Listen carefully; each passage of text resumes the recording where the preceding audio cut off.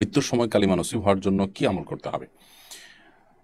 একজন ইমানদারের সবচেয়ে বড় চাওয়া, সবচেয়ে বড় পাওয়ার বিষয় হলো যে তার জীবন যখন তিনি অবসান হবে তখন তার ঈমান সাথে থাকবে, ঈমান সাথে নিয়ে তিনি যেতে পারবেন। দুনিয়া থেকে যাওয়ার সময় যদি আমরা ঈমানদার হয়ে যেতে পারি, মান কানা আখিরু কালামিহি লা ইলাহা ইল্লাল্লাহ দাখালাল জান্নাহ, যে ব্যক্তির জীবনের শেষ কথা হবে লা ইলাহা ইল্লাল্লাহ, অর্থাৎ ঈমানের উপরে অটল অবিচল অবস্থায় যে ব্যক্তির মৃত্যু হবে সে ব্যক্তি জান্নাতে প্রবেশ করবে। অতএব মৃত্যুর সময় যেন আমাদের কালিমা নসিব হয়, মৃত্যুর সময় যেন আমাদের ঈমান থাকে। বিশেষ করে মৃত্যুর সময় শয়তানের সাথে ঈমানদারদের লড়াই হয়ে থাকে। একজন ঈমানদার তিনি তার জীবন সায়ান্ন যখন উপনীত হন, মালাকুল মউতের সাথে যখন সাক্ষাৎ হবেন, ওই সময়টাতে তাকে বেঈমান করার জন্য শয়তান নানাভাবে চেষ্টা চালায়। শয়তানের সেই চেষ্টায় অনেকে পরাস্ত হন, আবার অনেকে ঈমানের উপরে অটল থাকেন। এজন্য মৃত্যুর আগ মুহূর্ত পর্যন্ত একেবারে পুরো জীবনেই ঈমানের চর্চা করার পাশাপাশি মৃত্যুর মুহূর্তেও যেন ঈমানের উপর আমরা অটল থাকি, তার জন্য আমাদের বিশেষ যত্নশীল হওয়া প্রয়োজন। সেজন্য ভাই নূর মোহাম্মদ, আপনার প্রশ্নটি খুবই গুরুত্বপূর্ণ।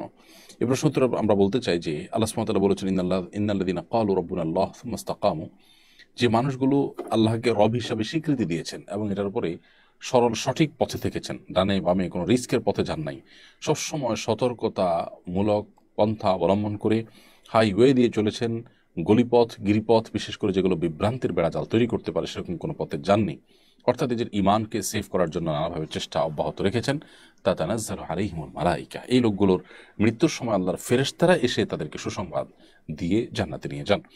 তো এই আয়াত থেকে বোঝা গেল যে আল্লাহকে রব হিসাবে স্বীকৃতি দেওয়ার পর এটার উপর অটল অবিচল থাকা, সিরাতে মুস্তাকিমের উপরে থাকা, সরল সঠিক পথে থাকা, কোরআন সুন্নাহর আলোকে চলা এবং বিভ্রান্তি বা সন্দেহের যে বেড়াজাল আছে সেখান থেকে নিজেকে দূরে রাখা, এটি মৃত্যুর সময় ঈমান নসিব হওয়ার অন্যতম একটি আমল। আরেকটি আমলের কথা বলতে পারি, আল্লাহ সুবহানাহু ওয়া তাআলা কোরআনে কারীমে বিভিন্ন দোয়া আমাদেরকে শিক্ষা দিয়েছেন। নবী সাল্লাল্লাহু আলাইহি ওয়াসাল্লাম বিভিন্ন দোয়া আল্লাহ তাআলার কাছে করতেন।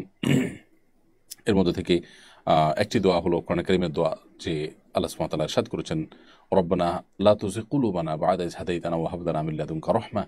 আল্লাহ, একবার হেদায়েত দেওয়ার পর আপনি আমাদের অন্তরকে আর বক্র করে দিবেন না, বাঁকা করে দিবেন না, এবং আপনার পক্ষ থেকে আপনি আমাদেরকে রহমত এবং অনুগ্রহ দান করুন। এই যে দোয়া, এই দোয়ার মাধ্যমে হেদায়েত পাওয়ার পর যেন আমরা আর বিভ্রান্তির দিকে না যাই, হেদায়েত পাওয়ার পর যেন আমরা আর গোমরাহির দিকে না যাই, সেজন্য আল্লাহ সুবহানাহু ওয়া তাআলার কাছে কিন্তু পানাহ চাওয়া হলো। অতএব এই দোয়া আপনি যত বেশি বেশি পড়বেন, আশা করা যায় আল্লাহ রাব্বুল আলামিনের কাছে আপনি ঈমানকে অটল অবিচল রেখে দুনিয়া ত্যাগ করতে পারবেন এবং আল্লাহর সাথে সাক্ষাৎ করতে পারবেন। ঈমান মৃত্যু নসিব হওয়ার জন্য নবী সাল্লাল্লাহু আলাইহি সাল্লামের অনেকগুলো দোয়া রয়েছে এবং অনেকগুলো আমল রয়েছে। কমন যে দোয়াগুলো আছে নবী সাল্লাল্লাহু আলাইহি সাল্লাম প্রতিনিয়ত পড়তেন, সেগুলো আমরা পড়তে পারি। আর বিশেষ করে মেসওয়াকের আমলটির ফজিলত বর্ণনা করতে গিয়ে অনেক উলামা ইকরাম, অনেক বিশেষজ্ঞগণ বলেছেন যে ঈমানের মৃত্যু এর মাধ্যমে নসিব হয়। নবী আলাইহিস সালামের জীবনের শেষ আমল ছিল মেসওয়াক করা। জীবন সায়ান্নে যখন তিনি দুনিয়া ত্যাগ করছিলেন, ওই সময়টাতে তার অন্য এত কাজ থাকতে মেসওয়াক করার কি প্রয়োজন হলো যে তিনি মেসওয়াক করতে করতেই কিন্তু দুনিয়া থেকে চলে গেলেন। এখান থেকে অনেক উলামা ইকরাম মাসআলা বা ইজতিহাদ করে বলেন যে মিসওয়াকের ব্যবহার এটি মানুষের ঈমানের মৃত্যুকে ত্বরান্বিত করে এবং ঈমানের মৃত্যুকে সহজ করে।